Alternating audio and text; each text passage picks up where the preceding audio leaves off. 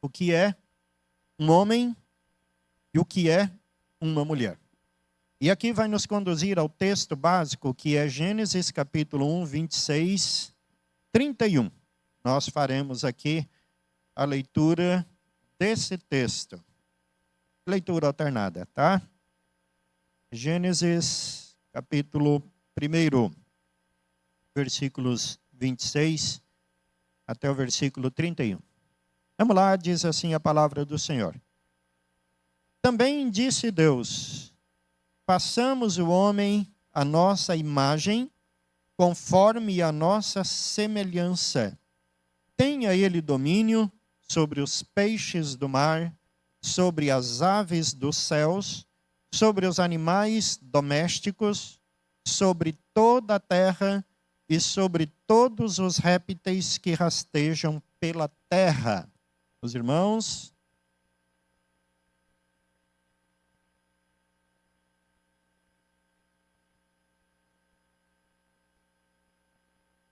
E Deus os abençoou e lhes disse: sede fecundos, multiplicai-vos, enchei a terra e sujeitai-a.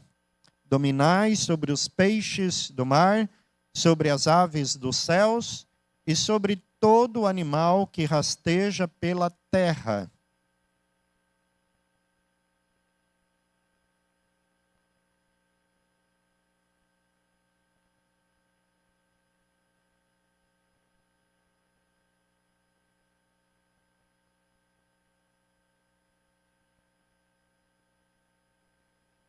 E a todos os animais da terra, e a todas as aves dos céus, e a todos os répteis da terra em que há fôlego de vida, toda a erva verde lhes será para mantimento.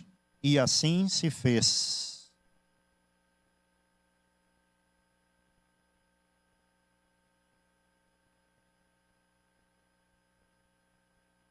Amém.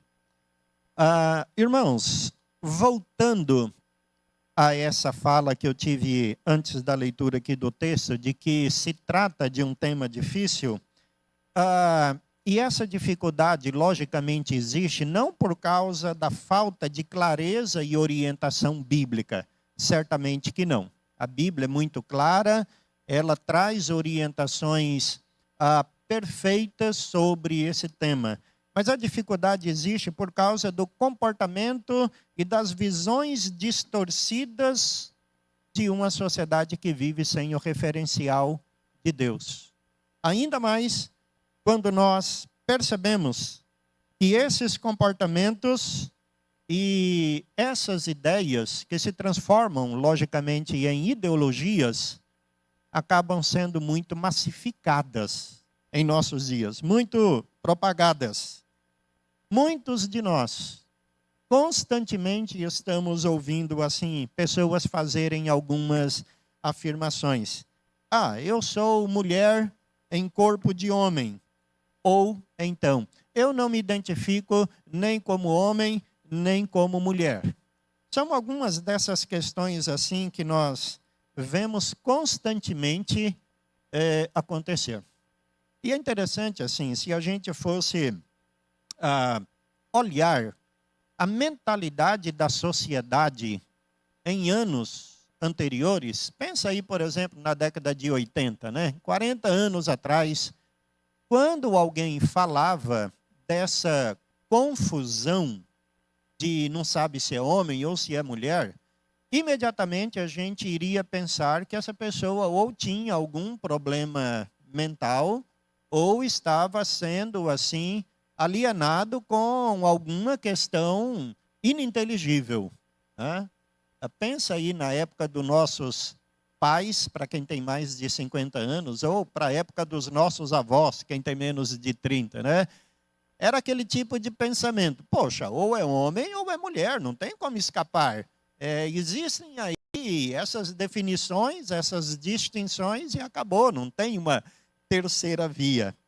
Mas hoje a gente percebe que não é tão simples assim, especialmente porque existe uma construção ideológica, filosófica e agora também está surgindo uma construção até teológica, logicamente uma teologia distorcida, que procura sustentar esse estado de confusão em que nós estamos vivendo. Então, vocês já se perguntaram por que a sociedade hoje tem tantas visões diferentes sobre o que significa ser homem ou mulher? Vocês já pararam para se perguntar isso?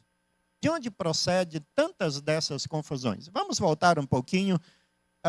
40 anos atrás, eu ainda era um adolescentezinho e eu via lá na televisão aquele cantor Pepeu Gomes. Lembra dele? Tinha uma época que ele andava com o cabelo todo colorido, né? Um bicho assim bem esquisito mesmo. E eu via pela televisão ele cantando aquela música bem assim. Não vou cantar não, tá? Só vou citar a letra, tá? Não vou fazê-lo sofrer com a minha musicalidade, não. Ele cantava bem assim, olha: se Deus é menino e menina, sou masculino e feminino.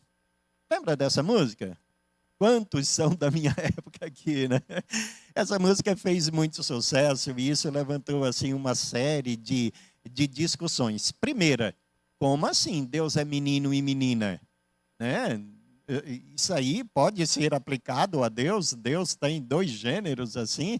Deus é assexuado ou é espírito? E a outra questão que surgiu no debate é aquela questão de dele se identificar como masculino e feminino. Ao que me consta, a pessoa, nunca teve problema com relação à sua vida masculina. Mas, assim, no que ele cantava, apresentava esse sentimento ambíguo, que ele poderia ser homem e poderia ser também mulher. Natural passear ou transitar entre esses dois gêneros aí. No retiro de carnaval, em uma das palestras, eu citei uma entrevista que eu vi com o cantor, nem sei se é cantor mesmo, né? O Pablo Vittar, em que, em uma entrevista, o repórter foi assim bem direto com ele e perguntou: afinal, você é homem ou você é mulher? E a resposta dele disse assim: olha, eu sou quem eu quero ser. Quando eu quero ser homem, eu sou homem. Quando eu quero ser mulher, eu sou mulher. Há dias que eu me sinto masculino, há dias que eu me sinto feminina, e eu não preciso estar preso apenas a esses dois papéis enfáticos, né? Eu sou quem eu quero ser. A palavra dele. Eu sou quem eu quero ser. Puxa vida, parece assim ser tão simples, né? Eu imagino assim a confusão que essas palavras devem ter produzido na sociedade, afinal era um programa de muita audiência na TV, e como muitas pessoas aí da sociedade bateu palmas, ou pessoas bateram palmas dizendo: puxa vida, é isso aí, é isso que eu quero para a minha vida, eu quero ser, eu serei quem eu quero ser. Bom, não é tão simples assim. Não adianta eu querer ser quem eu não sou, e por mais que eu queira ser quem eu não sou, jamais eu serei, porque eu sou aquele que sou, né? Do jeito que Deus me criou e atendendo ao propósito dele, não apenas para a minha vida, mas ao propósito que Deus estabeleceu para a criação, verdadeiramente não há como fugir disso.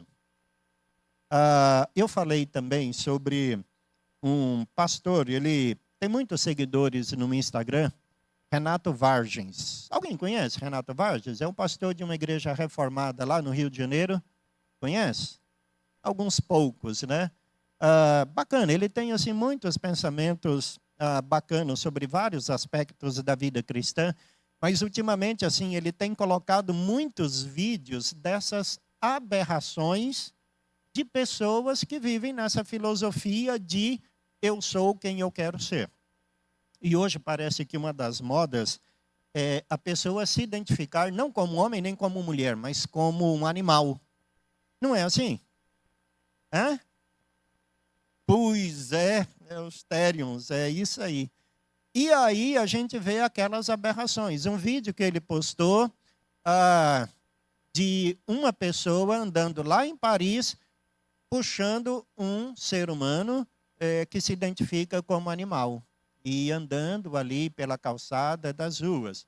Essa semana, ele postou um vídeo de uma moça que se identifica como um gatinho, o animal, tá? O gatinho, o animal, o rosto todo assim pintado. E o vídeo é muito bizarro, porque a moça está no caixa de supermercado e a pessoa passa assim o valor total da compra para essa pessoa e ela olha assim para outra falando miau, miau, miau, miau. E é a outra pessoa que tem que fazer o pagamento. Vocês riem, né? Eu também, mas depois a gente fica pensando, gente, são aberrações. São aberrações que mostram assim, vamos pensar sobre isso, irmãos. São sinais que mostram de uma sociedade em transformação.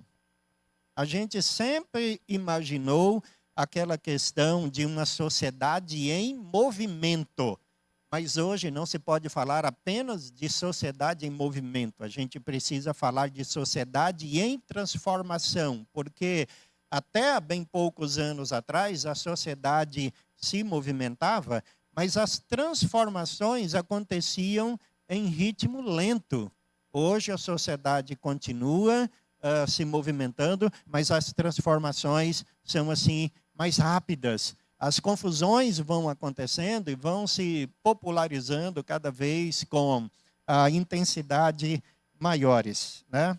Então a gente vai olhar aqui nessa lição sobre como essa revolução que nós estamos vivendo aconteceu e como a igreja deve lidar com ela. Bem, vamos aqui olhar o primeiro ponto da nossa revista que fala sobre ideologia de gênero, tá? Esse é o primeiro ponto. E, irmãos, vamos aqui pensar, porque os irmãos já devem ter visto ou lido em alguns artigos sobre um movimento que está acontecendo na sociedade hoje que se chama revolução afetiva. Revolução afetiva nada mais é um movimento social que busca redefinir bens e valores das pessoas visando unicamente o seu bem-estar emocional. Hoje, o ponto mais do que nunca estabelecido apenas no mundo dos sentimentos, como nós chamamos, o universo de sentimentos que existem dentro de nós, dentro do ser humano, acaba muitas vezes sendo o único referencial pelo qual a pessoa se guia. Me ajude aí algumas frases que definem esse movimento. Nada é errado se o quê? Se te faz feliz. Você pode tudo se o sentimento nasceu no seu coração. Ou então, a frase máxima, né, que existe por aí. Eu mereço ser feliz. Eu tenho direito a ser feliz. E essa busca pela felicidade pessoal acaba sendo assim uma obsessão em que a pessoa se submete a todas as coisas para alcançar essa tão sonhada felicidade. Como se a felicidade fosse obrigatória a todo ser humano, como se absolutamente a pessoa todos os dias, 24 horas por dia, estaria experimentando esse sentimento de felicidade. Pergunta, irmão, vocês acham que isso é real? Você verdadeiramente está feliz, disposto e animado todos os dias? E quando você amanhece feliz, você acha que esse sentimento de felicidade vai permanecer com você 24 horas do seu dia? Você acha que sim? Parece que as pessoas ignoram a vida normal como ela é. a vida com seus altos e baixos, a vida com com as suas complexidades, com seus dilemas, com as suas escolhas, com relacionamentos muitas vezes quebrados, truncados, divergentes. Pessoas muitas vezes imaginam a vida como sendo aquela vida de internet, onde todo mundo é feliz, onde o mundo é organizado, onde tudo é absolutamente perfeito e tudo aquilo que a gente pensa ou sonha vai de fato acontecer. Então, para a sociedade de hoje, que vive nessa ideologia de revolução afetiva, a única referência acaba sendo o sentimento. Portanto, valores precisam ser alterados e adequados ao bem-estar das pessoas. Nesse sentido, a ideologia de gênero é apenas um pequeno ponto dessa chamada revolução afetiva. E o que a ideologia de gênero procura? Qual é a definição dela? A ideia de que os gêneros são, na realidade, construções sociais. Dessa forma, não existe apenas o masculino e feminino, né? Mas um conceito mais amplo de que há identificação de ser homem ou mulher, de masculino e feminino. A gente vê isso na construção do LGBT, né? Que antigamente era somente essas 4 letras. Depois foram acrescentando mais algumas. E as pessoas brincam que até o final do ano já vai ser LGBT alfabeto inteiro, né? Tantas são as definições, as adequações que são feitas, as inserções aí colocadas. Olha só aqui essa frase de um dos artigos, né, que advogam a ideologia de gênero. Os seres humanos nascem iguais, sendo a definição de masculino e feminino um produto histórico-cultural desenvolvido pela sociedade, estabelecido pelos parâmetros do autoritário fundamentalismo religioso. Opa, agora mexeu conosco. Espera aí, agora mexeu conosco. Gente, só eu falando, até que fica assim chato, né? Quero ouvir vocês aí. Vou ler de novo aqui essa sentença, e aí eu quero ouvir vocês, para vocês identificarem o que existe de errado aqui nessa ideia que definem a ideologia de gênero. Vamos lá? Vai processando aí o cérebro enquanto eu leio novamente aqui. Olha. Os seres humanos nascem iguais, sendo a definição de masculino e feminino um produto histórico-cultural desenvolvido pela sociedade, estabelecido pelos parâmetros do autoritário fundamentalismo religioso. Bom, como que a gente pode aqui considerar essa sentença? Vou deixar com vocês para todos absorverem o seu pensamento, a sua sabedoria e o seu conhecimento aí compartilhado. Vamos lá. Quem aí compartilha alguma coisa conosco acerca dessa sentença? Diácono Davis, músico Israel Júnior e depois alguns irmãos.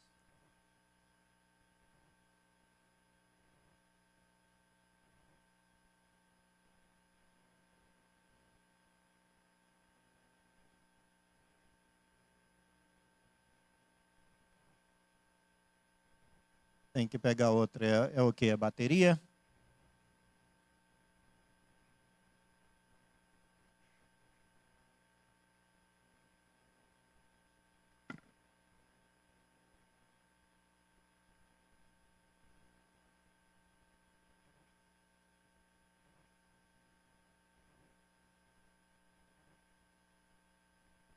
Ok, agora vai então. Eu acho. Oi. Foi. Bom dia, meus irmãos. Graças e paz. Bom dia. Eu achei interessante essa construção dessa frase aí, da palavra autoritário, né? Porque eles estão, na verdade, essa palavra é utilizada aí para... É um ataque direcionado, né? E é um equívoco, porque da parte dos cristãos não tem autoritarismo. Tem autoritarismo lá da turma dos islâmicos, né? Ou você é islâmico ou tchau e bênção, né? Então, essa perspectiva deles é uma perspectiva realmente não só de se estabelecer como aquilo que eles querem, né? Mas é também de destruir o outro, né? Então, essa contradição aí na fala deles é interessante da gente observar. E o senhor apontando aí, tem um outro movimento que vem se fortalecendo aí, que é o movimento queer, né? Não sei nem se é assim que se pronuncia. Que, na verdade, é uma concepção que diz que o homem e mulher, na perspectiva do cantor aí, que tanto faz, ele diz que é uma evolução, né? Eles entendem como uma evolução biológica, né? De que quando a gente se libertar dessas questões de gênero, vai ter um homem ou uma mulher, um ser mais evoluído, né? Verdade. Deixa só um segundinho aqui, deixa eu comentar um pouco sobre essa fala tão importante, né? Esse LGBTQIA+, é o queer, né? Que alguns chamam. Na verdade, eles falam de autoritarismo ou fundamentalismo, né? E por que existe essa expressão aí, fundamentalismo? Porque hoje todas as pessoas que se apegam a um conceito doutrinário, especialmente, é chamado de fundamentalista.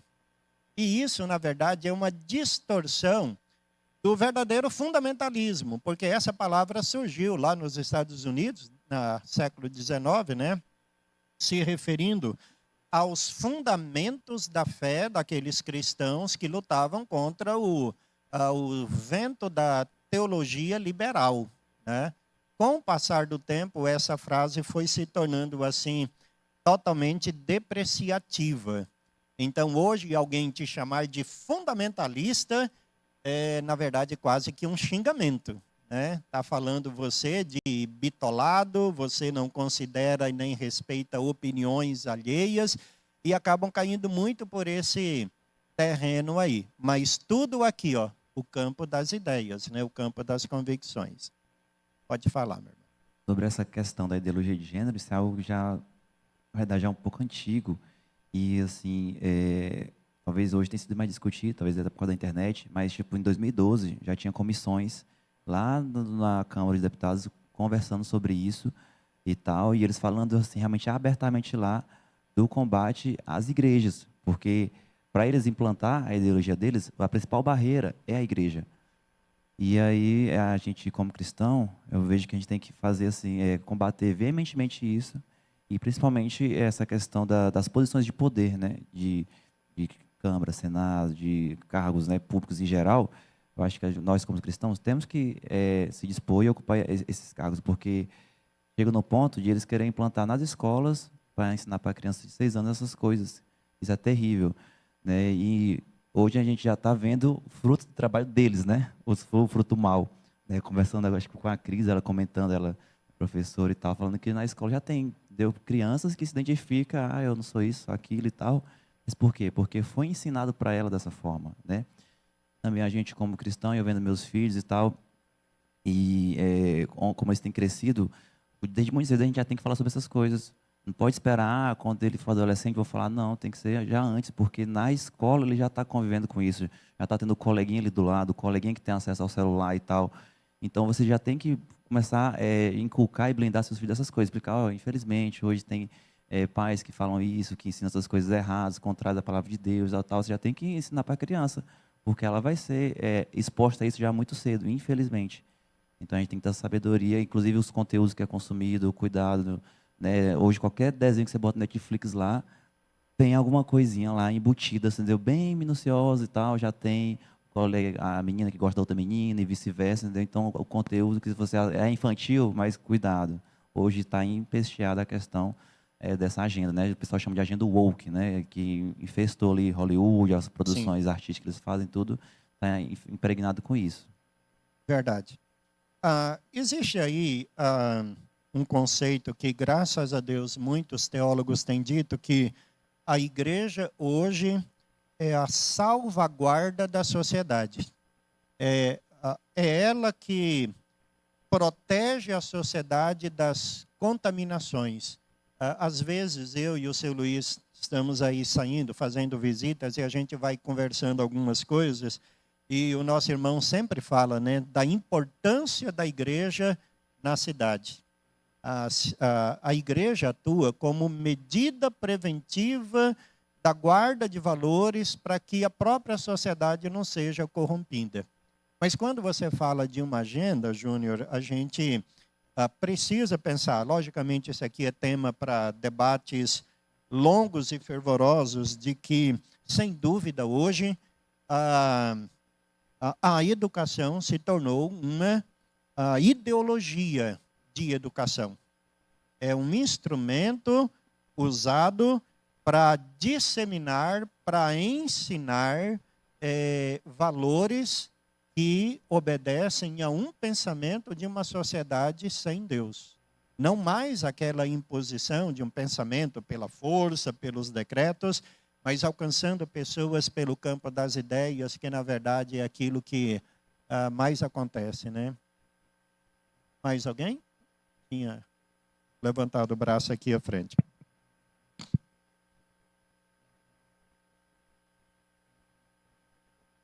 É interessante também nessa frase, pelo menos na minha leitura, ela é construída de uma maneira para desconstruir quem crê em Cristo, o cristão. Por isso ele coloca o cristão como um fundamentalista religioso. Dessa forma, tudo que o cristão falar se torna algo inútil, porque vem de um fundamentalista religioso. E o que o outro lado coloca se torna uma coisa boa, porque é de uma pessoa que não é um fundamentalista religioso. E construindo o discurso dessa forma, é uma arma que se utiliza para enfraquecer a nossa forma de ver o mundo, valorizar o discurso do outro. Então, Exato. a gente, como cristão, tem que ficar atento a esse tipo de questão. Um outro ponto, dentro dessa lógica, se você for conversar com alguém que está balançado, né, nessa visão aí da sociedade, e se você usar apenas o argumento bíblico, cru, real, aquela pessoa vai lá aí, ó, fundamentalista religioso, vai jogar fora tudo que você está falando para ela. Aí eu fico refletindo, às vezes, nisso, tentando conseguir formas de conversar com as pessoas. O que eu observo? Muitas vezes, a pessoa que está tendenciosa nesse discurso para achar que o cristão é fundamentalista religioso, que é só religião, e você vai ver a casa daquela pessoa, ela educa o filho dela para ter um parceiro do sexo oposto, ela coloca o filho dela no colégio cristão. Então, para a família dela, ela não quer esse discurso. Mas na hora de falar, ela fala esse discurso. Então, às vezes você, de forma gentil, educada, conversando com as pessoas, mostrando isso, você vai fazendo a pessoa se acordar, entendeu?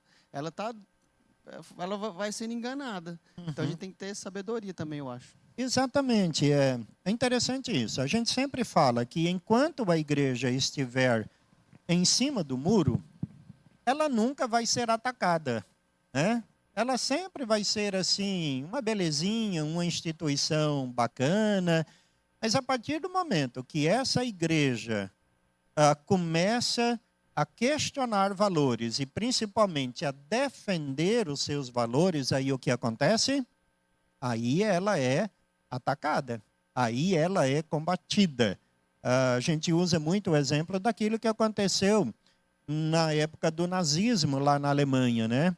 A igreja luterana, a igreja católica olhou aquilo lá e ficou assim, sem levantar a voz, sem protestar. Alguns que se levantaram para combater aquilo ali, como Bonhoeffer, o que aconteceu? Foi preso, foi julgado, foi exilado, foi massacrado, foi silenciado.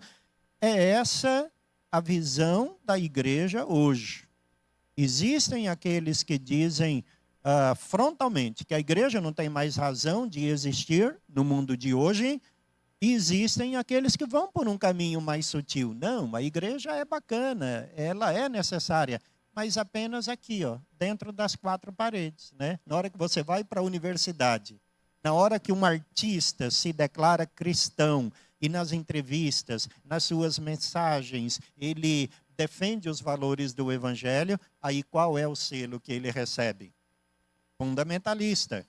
É aquele massacrador, é aquele autoritário, né? Ou seja, a religiosidade é boa enquanto nós estamos aqui. Quando a gente sai lá, incomoda. E por incomodar, pessoas irão se levantar.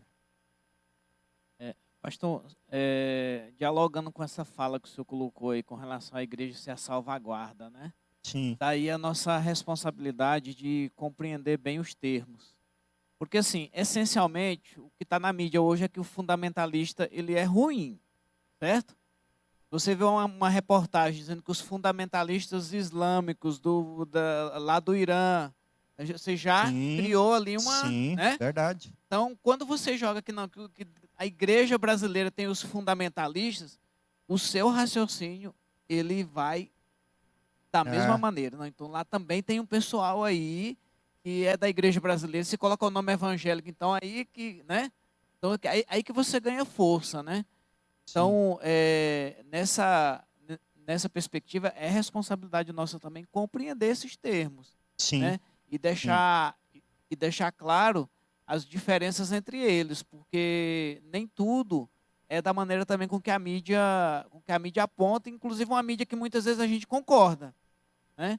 Porque se você vê a mídia norte-americana falando que os Estados Unidos está indo em país X ou Y, lá do Oriente Médio, combater os fundamentalistas, sei lá, xiitas, seja lá qual for o outro termo, né? A gente acha, não, tá bacana. Mas muito interessante essa fala, porque eu falei de revolução afetiva, que defende aí a ideologia de gênero. Mas veja só, toda revolução, ela parte de um princípio de desconstrução. Lembra lá da filosofia de Che Guevara? Ai, governo, sou contra. É assim, tem algum poder instituído? Então, sou contra esse poder. Para quê? Para estabelecer o meu poder. Né? E quando a gente fala aí, então, de revolução, a ideia é desconstruir esses valores. Então, por que eu disse agora há pouco que essa palavra, por exemplo, fundamentalismo, que representava os fundamentos da fé cristã, foi desconstruída e transformada nessa ideia medonha que está associada àqueles terroristas islâmicos que são capazes de matar e morrer para defender a sua ideologia, né? Para estabelecer ali uma guerra santa. Então, não tenha dúvida, nós estamos aí vivendo nessa guerra ideológica, nós estamos vivendo nessa guerra de conceitos. Mas vamos aqui avançar, porque temos aí meia hora e eu quero chegar nessa segunda parte da lição aqui que fala da análise do texto e a visão bíblica, né? Falando aqui, dá uma olhada aí na sua revista, vou pedir a sua ajuda aí. Ele vai apresentar aqui os 3 eventos mais recentes e evidentes que levaram a ideologia de gênero a se tornar dominante na sociedade. Qual é o primeiro? O movimento feminista. E aí vai falar de 2 ondas, né? A primeira onda começou quando pessoas se uniram por uma luta por direitos civis, reivindicando o quê? Igualdade política, jurídica e social entre homens e mulheres. Numa época em que mulheres não podiam sequer exercer o direito ao voto. Numa época em que mulheres não tinham sequer o direito de frequentar uma universidade e obter o ensino superior. Então, esse movimento começou buscando algo verdadeiramente legítimo, tão legítimo que alcançou o apoio das igrejas evangélicas. As igrejas cristãs, notadamente as norte-americanas, entraram de cabeça nessa defesa para igualar homens e mulheres. Lembre-se, primeira onda. A segunda onda, na década de 60. Aí ela já começou assim a buscar algumas coisas diferentes, né? Eu e o Júnior conversando sobre isso em um filme que nós assistimos e retratava a visão daquele momento, porque a década de 60 foi aquela que mais trouxe transformações no pensamento e no comportamento social. Aquelas crianças que nasceram durante a Segunda Guerra Mundial cresceram dominados por aquele medo de que a Terceira Guerra Mundial poderia acontecer a qualquer momento, com todos os terrores e pavores que eles ainda vivenciavam.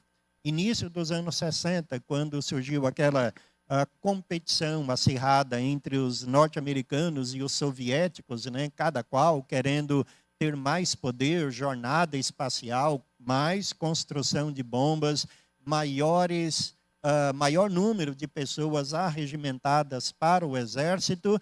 Então, tudo aquilo levava as pessoas a pensarem que o mundo estava por um fio. Qual era a ideologia, então, dos jovens daquela época? Vamos viver a vida, vamos curtir, vamos aproveitar, porque qualquer momento o botãozinho vermelho lá do Pentágono pode ser apertado e aí é o apocalipse e é o fim do mundo. O mundo vai ser dominado, engolido pelas bombas atômicas existentes. E aí que surgiu todos aqueles disparates. Então, movimento hippie, pílula anticoncepcional, paz e amor, faça amor, não faça guerra, todas aquelas ideologias que levavam pessoas, a sociedade assim, para viver intensamente o aqui, o agora, porque o amanhã não importa, porque muito possivelmente nem vai haver o amanhã. Esse era o pensamento.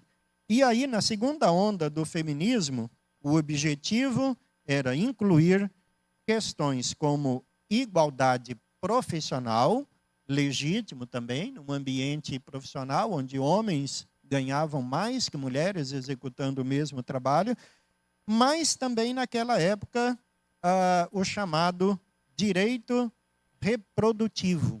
Ou seja, a mulher, então, tinha o direito sobre o seu corpo. Lembre-se que foi naquela época que foi popularizada a pílula anticoncepcional. Então, aqueles movimentos de amor livre, tão apregoado pelo movimento hippie, era visto assim como algo natural, porque não havia mais ali a possibilidade de gerar filhos, a não ser, claro, que acontecesse por acidente, né? Mas aquele movimento foi fortalecido pela senhora, descrito aqui na revista, Simone de Beauvoir, uma socióloga, filósofa também, esposa de Jean-Paul Sartre, que foi que mais levantou a bandeira do feminismo. A famosa frase que ela estabeleceu: ninguém nasce mulher, torna-se mulher. Uau! Como assim? Esse é o pensamento que define a ideologia de gênero. Que você é quem você quer ser. Que existe muito mais do que ser masculino e feminino, que você pode transitar. Então, mesmo que biologicamente, Simone de Beauvoir falava sobre isso, mesmo que biologicamente você nasceu mulher, se você não quiser ser mulher, você, na verdade, pode ser quem você quiser ser. Parece muito simples, mas existem aí duas implicações. Primeira, uma questão ideológica. E essas questões ideológicas, irmãos, muitas vezes procuram justamente dividir e fatiar a sociedade. Hoje é um dos aspectos mais visíveis do tempo em que nós estamos vivendo. Quanto mais dividida a sociedade tiver, é melhor para esses grupos ideológicos. Então vamos fazer aí a divisão entre homens e mulheres. Vamos fazer a divisão entre negros e brancos. Vamos fazer a divisão entre ricos e pobres, entre héteros e homo. E assim por diante. Quanto mais seccionada, dividida uma sociedade estiver, mais isso vai atender aos conceitos de dominação de determinados grupos. E a segunda implicação é que a ideologia procura estar acima da teologia. A teologia, nesse conceito, está ligada à ideia de algo ultrapassado, opressivo, algo patriarcal, e como foi falado, precisa, então, ser desconstruído. O segundo movimento além do movimento feminista, o movimento transgênero, que representa já um passo além, né? Uma visão maior do que simplesmente buscar a preponderância do feminino sobre o masculino. Aqui a identidade de gênero é tida como a coisa mais essencial a respeito de nós mesmos, de modo que não reconhecer socialmente alguém pelo gênero com que se identifica é mais grave e a maior das violências, punível com perda de emprego e até com multas e prisão, diz a revista. O que eu percebo aqui é que a identidade da pessoa acaba sendo baseada no subjetivo, não no biológico, mas como a pessoa se sente, como a pessoa se vê. E quando nós olhamos aqui o padrão estabelecido por Gênesis capítulo 1 e capítulo 2, nós podemos ver que o masculino e o feminino atendem à ordem da boa criação de Deus dentro daquilo que ele estabeleceu. Procurar um outro caminho, portanto, procuraria reverter muitos dos conceitos estabelecidos pela palavra de Deus. E aqui a letra C fala sobre transtorno de identidade de gênero. Deixa eu pedir para alguém ler isso aqui. Eu gostaria aqui de considerar mais profundamente aqui isso com os irmãos antes da gente entrar no segundo tópico da lição. Alguém faça a leitura dessa parte C, transtorno de identidade de gênero.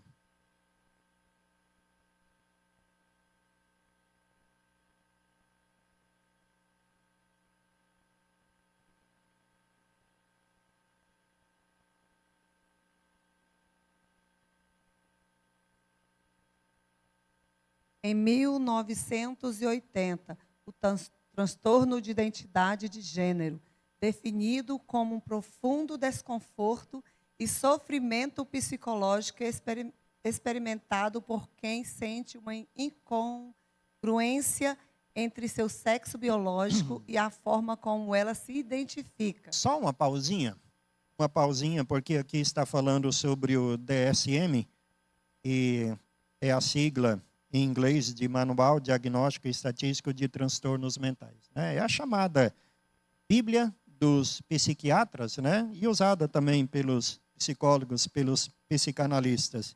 Ela está já na sua 5ª edição e, na verdade, muito do que o DSM aponta, muito mesmo, afronta totalmente a revelação da palavra de Deus.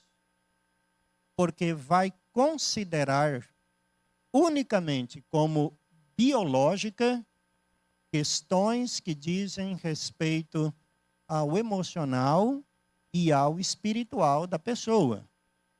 O DSM, na sua grande maioria, erra quando coloca tudo como biológico. E as coisas não são tão simples assim.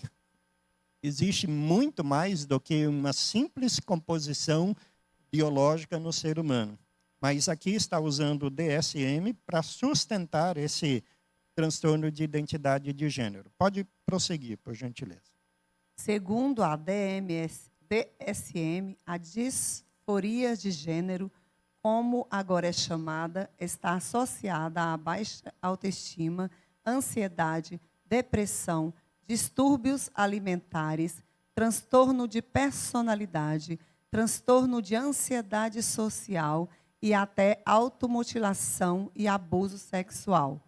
O ativismo LGBTQIA+, tem pressionado pais, escolas e médicos com o discurso de que, se pessoas disfóricas não receberem reafirmação por meio de terapia hormonal e intervenção cirúrgica, elas correm um alto risco de depressão e suicídio, ainda que as pesquisas indiquem que essas intervenções não previnam esses quadros mais graves. Ok. Comentário? Alguém quer comentar aqui?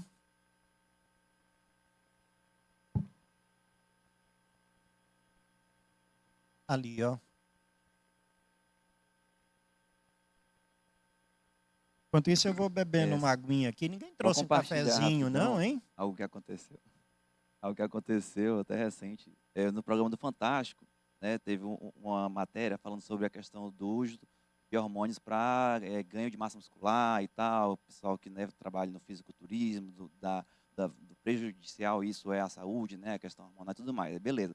Aí, na sequência, teve outra matéria falando dessa questão de mudança de sexo e tal, né?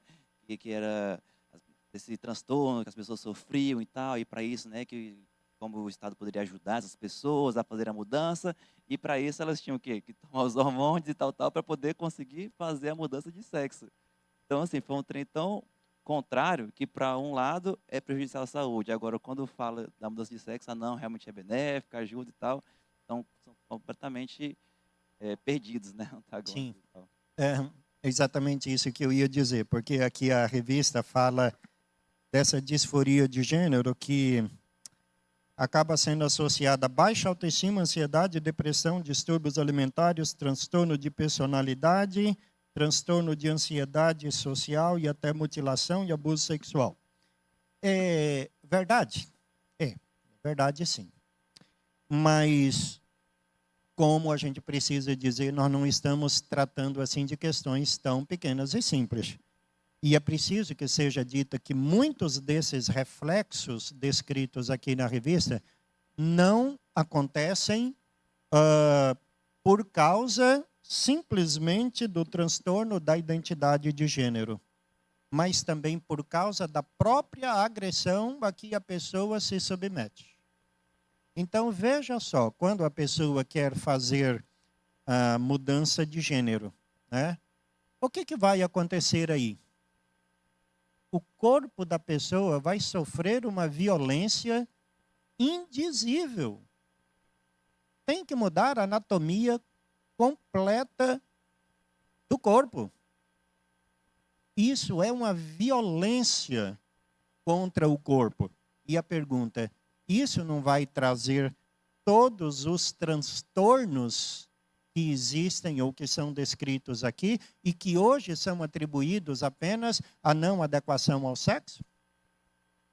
Portanto, é preciso que seja dito que esses transtornos existem não por causa da rejeição social apenas, mas por causa da própria violência contra o seu corpo a que a pessoa se submete. Isso precisa ser dito. E isso não é visto. Porque ao invés de mudar a mente, a mentalidade, a pessoa prefere ir pelo caminho mais difícil, que é mudar o corpo. E os psicólogos são impedidos de orientar a pessoa à mudança de mente, a orientar a pessoa à aceitação biológica conforme ela foi criada. Fala, meu irmão. E aí nós já vamos para a segunda parte. E aí fica claro, né, meu irmão, como é que o homem, ele mesmo cria os embaraços para ele e depois ele não tem solução. Né? Porque se tem essa perspectiva da construção social e aí chega numa situação dessa aí, então a proposta dele é aprofundar o problema. Né? Aí eu fecho rapidinho aqui com um exemplo. Há uns 3 ou 4 anos atrás, mais ou menos, eu estava na escola. E aí eu fui monitor de um rapaz. Esse rapaz se identificava como homossexual. Mas ele se interessou por uma menina que se identificava como homossexual também. Dali a pouco começaram a namorar. Mas continuavam dizendo que a identidade deles era diferente. E aí, assim, o trem foi tão assim, uma questão subjetiva que ele falou para a família dele que ele era homossexual, apesar dele estar namorando com a menina e os dois estarem se dando muito bem. Né? Então, os pais falaram, não, então aqui em casa você não vai ficar não, e botou para fora de casa. Então, assim, é uma situação realmente que mostra como é que o homem, largado da sua própria, né, seus próprios pensamentos, suas próprias ideias, aí fica perdido.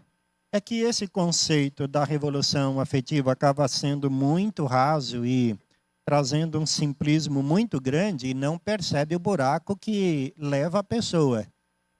Eu quero ser feliz, eu tenho direito a ser feliz. Nada é errado se isso te faz feliz.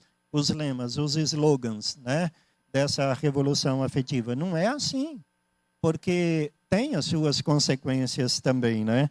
Se eu me sinto infeliz no casamento e tenho direito a ser feliz, deixando a vida conjugal para procurar o amor da minha vida, eu tenho que entender que isso vai trazer alguns reflexos para mim, para o meu cônjuge, para os meus filhos. Então, não é tão simples assim pensar apenas na sua própria felicidade. Mas eu também creio, Davis, que a vida seria mais simples se nós pudéssemos nos basear todos pelos caminhos propostos pelo Senhor. Então vamos aqui olhar esse segundo ponto da lição, gênero, identidade na Bíblia. Esse texto que nós acabamos de ler está trazendo para nós uma visão bíblica da criação e o que ela traz assim de importante para a questão da ideologia de gênero. Existem 3 pontos que a gente pode analisar. Primeiro, aquele conceito que já é conhecido dos irmãos quando fala no versículo 27, 26, que o homem foi criado à imagem e semelhança de Deus. Logicamente, isso não se refere à semelhança física, porque Deus é espírito, mas sim aos atributos comunicáveis de Deus, ou seja, aquilo que Deus tem, e ao nos criar, Ele nos dotou com elas. Então, Deus ama. O homem também é capaz de amar. Deus pensa. O homem foi criado com a capacidade de pensar, de agir. Ou seja, coisas que Deus tem e Ele também transferiu para nós. Então, nós somos criados à imagem e semelhança de Deus. Segundo ponto que nós podemos destacar nesse texto é que a criação atende ao padrão estabelecido por Deus de um modelo de natureza binário. Homem e mulher. Macho e fêmea. Masculino e feminino. Deus criou um homem e criou uma mulher. Natureza binária. Quando aí procura se estabelecer o alfabeto inteiro, né, para designar vida afetiva, amorosa, sexual, relacional da humanidade, e então já não é mais binária, aí já vai caminhar para modelos muito mais abrangentes do que aquele padrão limitado que o Senhor criou. Terceiro, é que o relato bíblico mostra que, apesar de compartilharem a mesma natureza, homem e mulher se complementam em suas diferenças. Homem é diferente de mulher. Graças a Deus que é assim, gente. Que bom que é. Não é bom haver essas diferenças biológicas, constitucionais, comportamentais até. É bom que haja essa diferença. Que mundo sem graça seria se todos fossem iguais?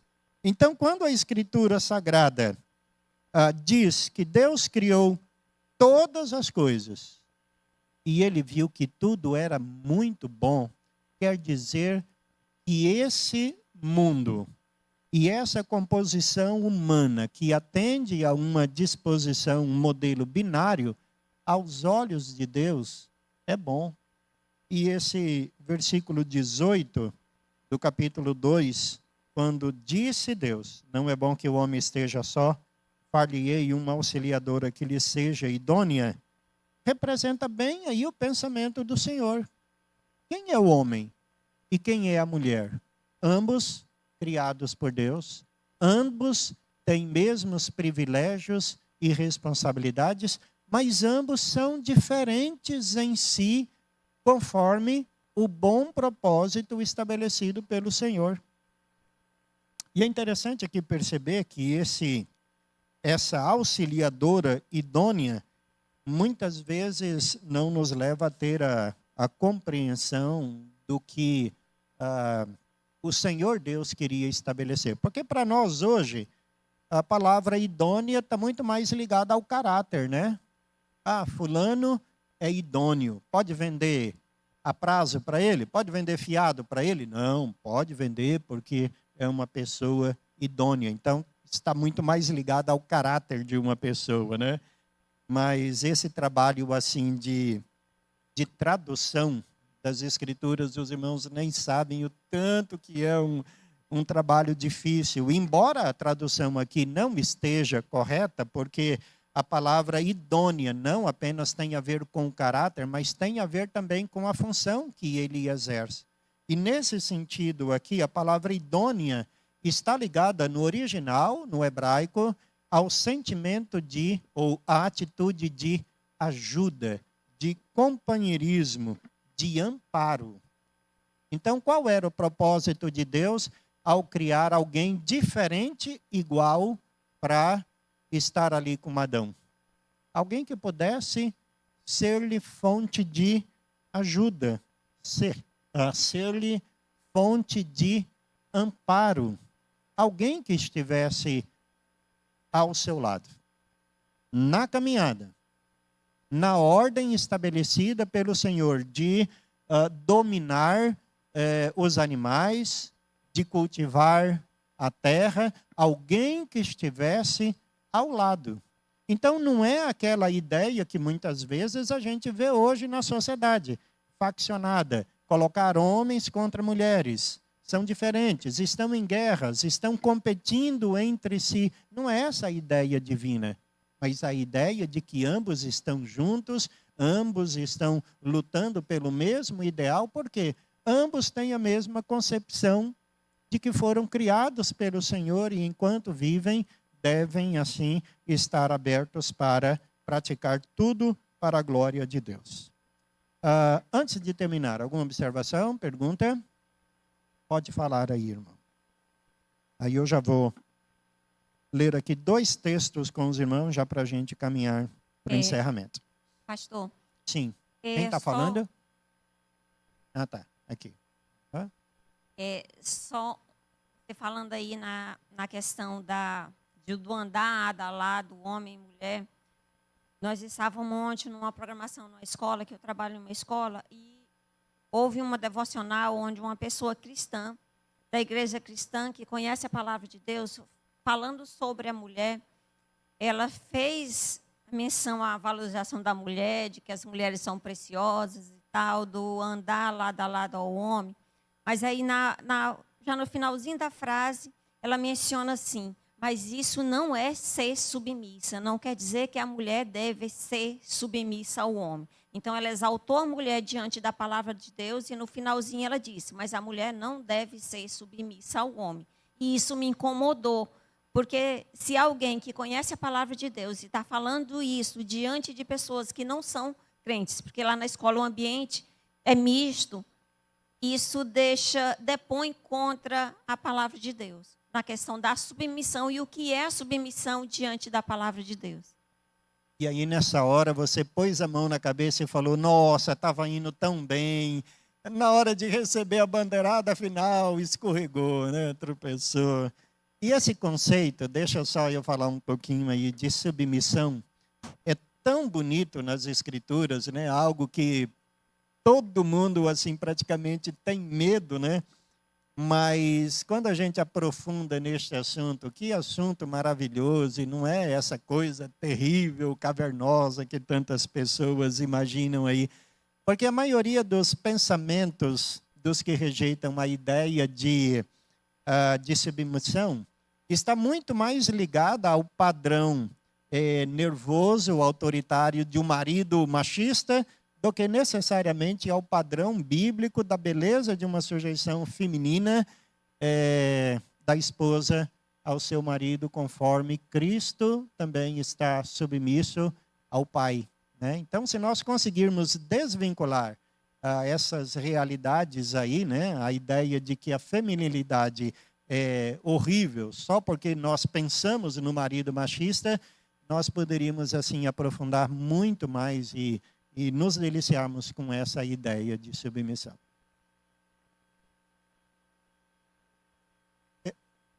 Só um segundinho, o microfone está com o irmão ali do Só um lado, minutinho. deixa ele falar, Bom dia, depois a irmãos. irmã fala, Aí tá? eu queria indagar o pastor em relação se somos eleitos, né,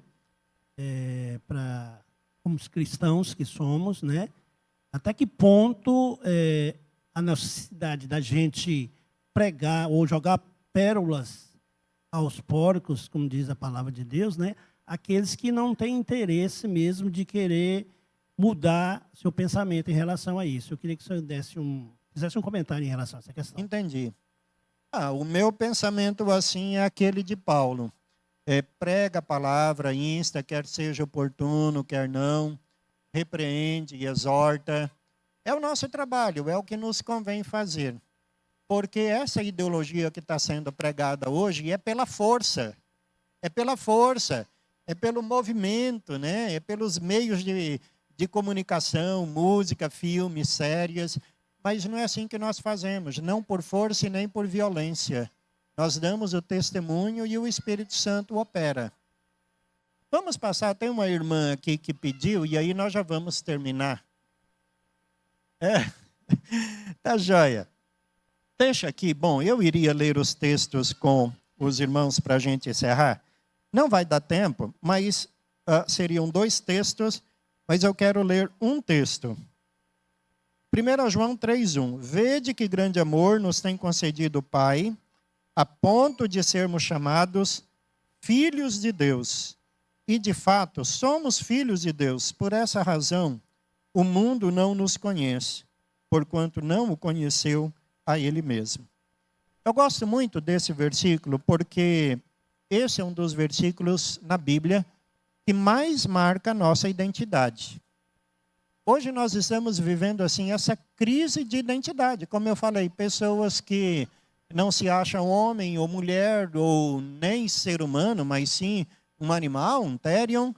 E, no entanto, a nossa identidade, irmãos, não está definida naquilo que eu penso, nas deformações do meu cérebro, mas está definida naquilo que a palavra do Senhor diz. A palavra de Deus diz que em Cristo Jesus, então nós somos filhos de Deus. Por isso, existe uma ideologia de gênero que é correta e justa. A ideologia de gênero marcada, estabelecida, revelada pela palavra de Deus, apresenta masculino e feminino. Agora, existe também a ideologia de gênero que é ímpia e injusta, que é aquela pensada em um mundo que vive sem o referencial de Deus.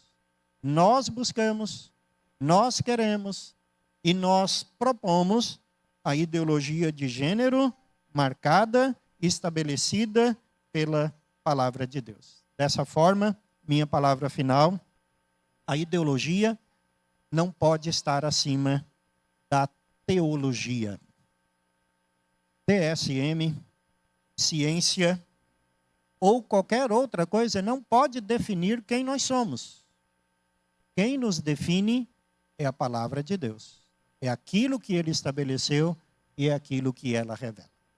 Irmão, se alguém quiser compartilhar o assunto, tá? Algumas questões que surgiram aí, até mesmo a irmã, né, nos procure como forma de ajudá-la, né? Porque eu tenho certeza que aqui na igreja há muitos anos a irmã é aceita, querida e amada, e todos aqueles que nos procurarem, pode ser até um therion, né? Vai ser recebido, mas vai ser orientado biblicamente a ser nova criatura em Cristo Jesus.